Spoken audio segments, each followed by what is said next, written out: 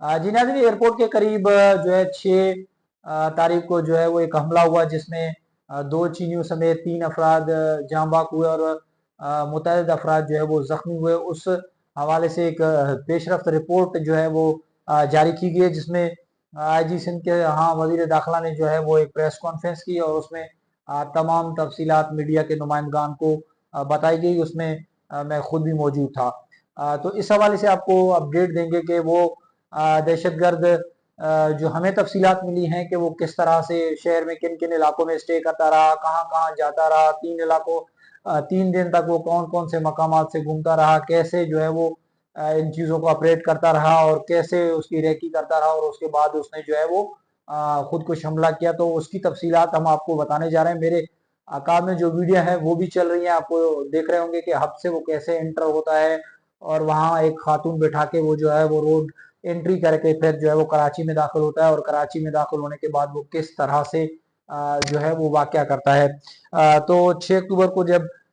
चीनी बाशिंदों पर हमला हुआ तो उसमें इस वाक़े से मुतालिक खुसूसी मंजर जो है खुसूसी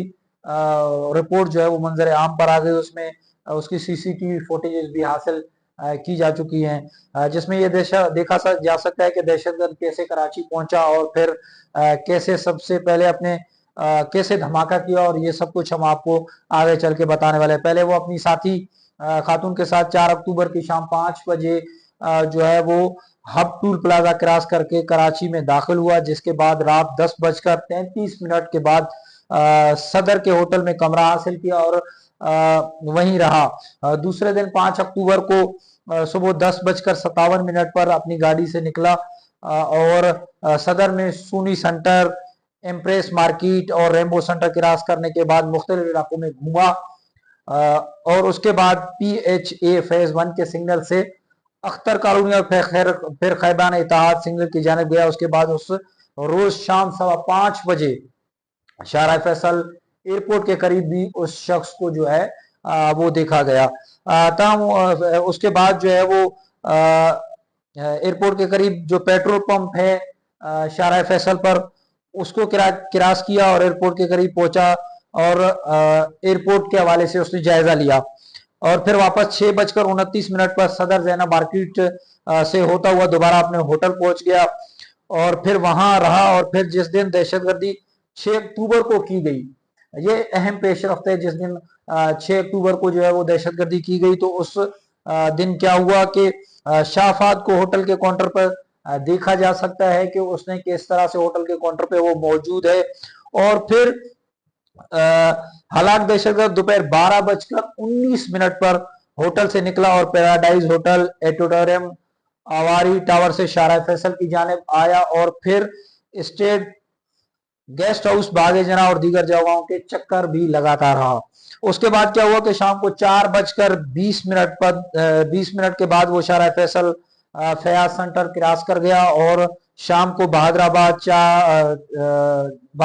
के तरफ शाहरा फैसल चार मीनार के करीब चाय के होटल के काउंटर पर गया और उसको वहां पर भी देखा जा सकता है। जबकि हलाक दहशतगर्द दोपहर 12:19 पर होटल से निकला और पैराडाइज होटल एटोटोरियम आवाल टावर से शाहरा फैसल की जानिब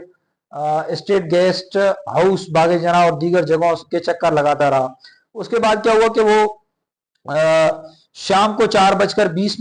के बाद शाहरा फैसल फयाज सेंटर क्रॉस किया उसने और शाम को 4 बजे के करीब एक चाय के होटल पर पहुंचा, जहां उसको सिगरेट पीते हुए होटल के अंदर भी देखा जा सकता है। उसके बाद क्या हुआ कि उसके बाद अपने 2 साथियों समेत एयरपोर्ट पर पहुंचा, जहां उसका एक साथी जो काले पैंट शर्ट में मलबूस था और उसको एयरपोर्ट के ऊपर डिपार्चर के जानिब देखा जा सकता है। वो पैदल चलता हुआ गया और पैंट शर्ट पहने साथी जैसे सबने दहशतगर्द ने ऊपर खड़े होकर पहले रेकी की और जिससे ही चीनी काफिला वहां से निकला तो दहशतगर्द ने फोन करके शायद शाह फहद को इतला दी कि धमाका कर दें। उसके बाद धमाके से काबिल उसने अपनी शाह फहद ने एक वीडियो बनाई और वो BLP के हुकाम जो उनको वीडियो बयान भी बनाकर भेजा और ये CCTV फुटेज भी पहली मरतबा सामने आई, जिसमें बाकायदा धमाका होते हुए भी देखा जा सकता है। इस हवाले से CTD की जानिब से बहुत मरतब हिकमत अमली बनाते हुए दहशतगर्द वाक़े से मुतालिक काम किया गया, और फिर जिस पर उनको वजीर दाखिला सिंध की जाने से 5 करोड़ इनाम का ऐलान भी किया गया।